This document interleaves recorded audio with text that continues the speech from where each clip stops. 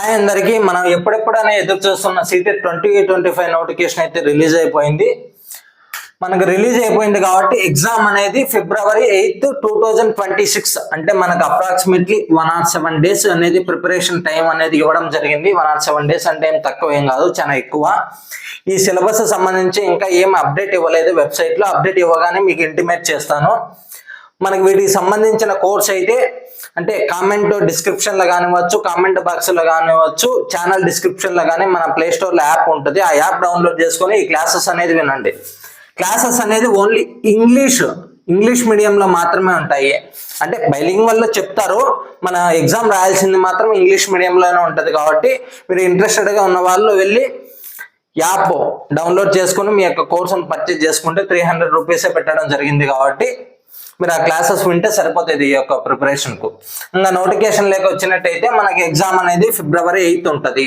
అది పేపర్ 1 వాళ్ళకు మార్నింగ్ ఉంటుందా, పేపర్ 2 వాళ్ళకి ఆఫ్టర్నూన్ ఉంటుంది అనేది మనకు స్పెసిఫిక్గా ఇంకా డేట్స్ అనేవి అంటే నోటిఫికేషన్ అనేది ఇంకా క్లారిటీగా మెన్షన్ చేయలేదు. కాబట్టి జస్ట్ ఎగ్జామ్ డేట్ అనేది స్పెసిఫిక్గా మెన్షన్ చేశాడు అంతే. ఇంకా ఎలిజిబిలిటీ క్రైటీరియా దగ్గరకు వద్దాం. సార్ ఎవరెవరు ఎలిజిబుల్ సార్ అంటే టీటీసీ వాళ్ళు ఫస్ట్ ఇయర్ స్టూడెంట్ అయినా కూడా, సెకండ్ ఇయర్ స్టూడెంట్స్ అయినా కూడా, టీటీసీ కంప్లీట్ చేసిన వాళ్ళైనా, ఈ స్పెషల్ టీటీసీ సంబంధించినటువంటి స్టూడెంట్స్ ఫస్ట్ ఇయర్లో ఉన్నా, సెకండ్ ఇయర్లో ఉన్నా, కంప్లీట్ అయిపోయినా ప్రతి ఒక్కరూ ఎలిజిబులే.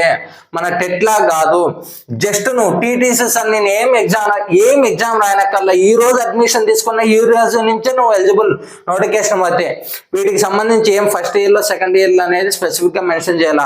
ఎన్సీఆర్టీ అనేది కంపల్సరీ చెప్పేసింది స్పెసిఫిక్గా. ఎవరైనా కూడా ఫస్ట్ ఇయర్ స్టూడెంట్ కూడా ఎలిజిబుల్ ఉన్నాయి. కావాలంటే నేను ప్రూఫ్తో సహా మన ఛానల్లో పోస్ట్ చేసిన అక్కడ అంటే ఒక ఫోటో అనేది పోస్ట్ చేసిండ ఆ ఎలిజిబిలిటీ క్రైటీరియా సంబంధించి వెళ్ళి చెక్ చేయండి కావాలంటే. మళ్ళీ బీఈడి వాళ్ళ పేపర్ 2 వాళ్ళు ఎలిజిబుల్ సార్ అంటే బీఈడి వాళ్ళ ఫస్ట్ ఇయర్ వాళ్ళైనా, సెకండ్ ఇయర్ అయినా, కంప్లీట్ అయిన వాళ్ళైనా ప్రతి ఒక్కరు ఎలిజిబులే. ఇక్కడ స్పెషల్ బీఈడి కూడా ఎలిజిబుల్. వీళ్ళు పేపర్ 2 కిందకి వస్తారు. వీళ్ళంతా అంటే టీటీసీ కానీ, స్పెషల్ టీటీసీ కానీ పేపర్ 1 కిందకి ఎలిజిబుల్ అవుతారు వీళ్ళు. వీటికి సంబంధించి మనకి ఏం సార్ ఎందుకు రాయాల సీటెట్ అనేది యూజెస్ ఏంటంటే నేను బ్రీఫ్గా చెప్తాను, మళ్ళీ డెప్త్గా కాన్సెప్ట్లో మనం తెలుసుకుందాం. ఈ వీడియోకి సంబంధించి మనకి యూజెస్ ఏంటి, ఈ టీటీసీ చేసే వాళ్ళు డిఏ స్టూడెంట్స్ కానివ్వచ్చు, బిఏ స్టూడెంట్స్ కానివ్వచ్చు, మనకి ఏంటంటే టీచర్ అవ్వడానికి కొన్ని స్టెప్స్ ఉంటాయి. ఆ స్టెప్స్ ఏంటంటే ఫస్ట్ నువ్వు టీటీసీ అడ్మిషన్ తీసుకున్న తర్వాత టీటీసీ సర్టిఫికేట్ కోర్స్ కంప్లీట్ చేయకపోయినా కూడా మిడిల్లో ఉన్నప్పుడు మనకు పోస్ట్ అంటే టీచర్ జాబ్ డిసైడ్ చేసేది రెండు ఫ్యాక్టర్స్. ఏంది, టెట్ కానీ, సీటెట్ కానీ. ఈ 2 ఎగ్జామ్స్ ఒకటే, ఏదైనా కూడా ఒకటి క్వాలిఫై అవ్వాలి. ఈ 2 క్వాలిఫై అయితే మళ్ళీ డిఎస్సి ఉంటుంది. ఆ డిఎస్సి అయిపోయిన తర్వాత టీచర్ అవుతాం. ఈ రెండింటిలో మనకు వెయిటేజ్ ఉంటుంది. ఈ టెట్లో కానివచ్చు, సీటెట్లో కానివచ్చు 20% అనేది వెయిటేజ్ ఉంటుంది మనకు పోస్టింగ్ డిసైడ్ అయ్యే దాంట్లో. ఇక్కడ డిఎస్సి వచ్చేసి 80% ఉంటుంది. మనకు టెట్ అంటే స్టేట్ డిపార్ట్మెంట్ కండక్ట్ చేస్తుంది, ఎస్సీఆర్టీ అంటారు. ఎస్సీఆర్టీ కండక్ట్ చేసేదాన్ని టెట్ అంటారు. అది ఏపీ టెట్ కానీ, తెలంగాణ టెట్ కానీ ఏదైనా అవి సపరేట్ ఉంటాయి. కాబట్టి వాటికి సంబంధించి స్టేట్ డిపార్ట్మెంట్లో కండక్ట్ చేయాలి. ఈ సీటెట్ అనేది సెంట్రల్ జోన్. ఇది 28 స్టేట్స్కు ఒకేసారి జరుగుతుంది. 28 స్టేట్స్కు ఒకేసారి కండక్ట్ చేస్తారు. కాబట్టి సీటెట్ ఇది క్వాలిఫై డైరెక్ట్ డిఎస్సి రాసుకోవచ్చు మనం. ఇది ఎందుకంటే సీటెట్కి మోర్ బెనిఫిట్స్ ఉంటాయి నాన్న. మనకు ఇప్పుడు సీటెట్ వల్ల ఏపీ టెట్ రాసినావు అనుకో, నువ్వు ఏపీ టెట్ రాస్తే మనకి ఇప్పుడు టీటీసీలో జాయిన్ అయినావు, సర్టిఫికేట్ తీసేసుకున్నావు, ఏపీ టెట్ రాసినావు. ఏపీ టెట్ రాస్తే ఏపీలో ఉన్న స్కూళ్ళకి మాత్రమే నువ్వు ఎలిజిబుల్ అవుతావు. అది స్టేట్ డిపార్ట్మెంట్ కిందకు ఉన్నటువంటి స్కూళ్ళు మాత్రమే ఎలిజిబుల్ అవుతాయి. ఇప్పుడు ఎలిమెంటరీ సెక్షన్ కానీ, హై స్కూల్ కానీ ఇలాంటి స్కూళ్ళకి మాత్రం నువ్వు ఎలిజిబుల్ అవుతావు.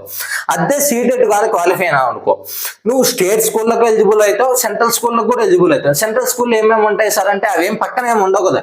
ఇప్పుడు నవోదయ కానీ, కేంద్రీయ విద్యాలయ కానీ, ఢిల్లీ పబ్లిక్ స్కూల్స్ కానివ్వచ్చు, ఈ ఆర్ఎంఎస్ స్కూల్స్ కానివ్వచ్చు, మనకు ఇంకా అంటే డిఫరెంట్ టైప్స్ ఆఫ్ ఇప్పుడు ఆర్ఎంఎస్ స్కూల్స్, ఇంకా నవోదయ స్కూల్స్, ఇలాంటి చాలా కేటగిరీస్ ఉంటాయి సెంట్రల్ జోన్లో. అటువంటి స్కూళ్ళకి ఎలిజిబుల్ ప్లస్ స్టేట్ స్కూళ్ళకి ఎలిజిబుల్, మోర్ బెనిఫిట్స్ ఉంటాయి. ఇక్కడ ఏంటంటే మనకి ఎక్కువ బెనిఫిట్స్ వీటికి రాయకపోవడానికి ఒక రీజన్ ఏంటంటే మనకు 2019 వరకు ఏపీలో అనేది ఇంగ్లీష్ మీడియం లేదు నాన్న. 2019 వరకు ఇంగ్లీష్ మీడియం లేదు కాబట్టి వాటి మీద ఎవరు ఫోకస్ చేయాలి, ఓన్లీ తెలుగు మీడియం ఉన్నారు కాబట్టి ఈ టెట్ మీదనే ఫోకస్ చేసినారు. ఇంగ్లీష్ మీడియం అంటే ఏం టఫ్గా ఏమి ఉండదు, బేసిక్ గానే ఉంటుంది. సీటెట్ అనేది రాయండి, ఇది ఇయర్లీ 2 times పడుతుంది. 2 times పడుతుంది కాబట్టి నువ్వు కోర్స్ అయిపోయే లోపల 4 attempts చేసుకోవచ్చు. 4 attempts చేసుకుంటే చాలా మ్యాక్సిమం అప్రాక్సిమేట్లీ చాలా అవేర్నెస్ తెచ్చుకోవచ్చు ఆ సీటెట్ మీద. ఆ సీటెట్ అనేది ఇప్పుడే రాయండి, మీరు క్వాలిఫై అయిపోతారు. మళ్ళీ డిఎస్సికి కూడా ఈ వెయిటేజ్ అనేది ఇక్కడ యాడ్ అవుతుంది. నువ్వు ఫ్యూచర్లో ఎన్ని అటెంప్ట్స్ అయినా చేసుకోవచ్చు మార్క్స్ పెరిగేదానికి. ఇన్ కేస్ ఫెయిల్ అయిపోయినా కూడా ముందు మార్క్స్ ఉంటాయి కాబట్టి నీకేం there is no negative marking ఉంటుంది. కాబట్టి ఏపీ టెట్ సీటెట్ అనేది 2 ఈక్వల్ అయ్యి దేని ద్వారా అయినా కూడా మనం డిఎస్సికి వెళ్ళొచ్చు. కాబట్టి తెలంగాణ స్టూడెంట్స్ అయినా ఏపీ స్టూడెంట్స్ అయినా కూడా సీటెట్ అనేది అటెంప్ట్ చేయండి. వీటికి సంబంధించిన ఈ డీటెయిల్స్ అనేవి ఇంకా నెక్స్ట్ వీడియోలో మనకేంది సిలబస్ ఏ విధంగా ఉంటుంది, మనం ఏ విధంగా ప్రిపేర్ అవ్వాలనేది నేను మన వాట్సాప్ ఛానల్లో కానివ్వచ్చు, వీడియోస్ ద్వారా కానివ్వచ్చు అప్డేట్లు ఇస్తానే ఉంటా. మీరు టెలిగ్రామ్ ఛానల్లో కూడా వాట్సాప్ ఛానల్లో జాయిన్ అవ్వండి, మీకు అప్డేట్స్ వస్తూ ఉంటాయి. ఇంకా ఏమైనా డౌట్ ఉన్నా కూడా కింద కామెంట్ చేయండి. Thank you all of you.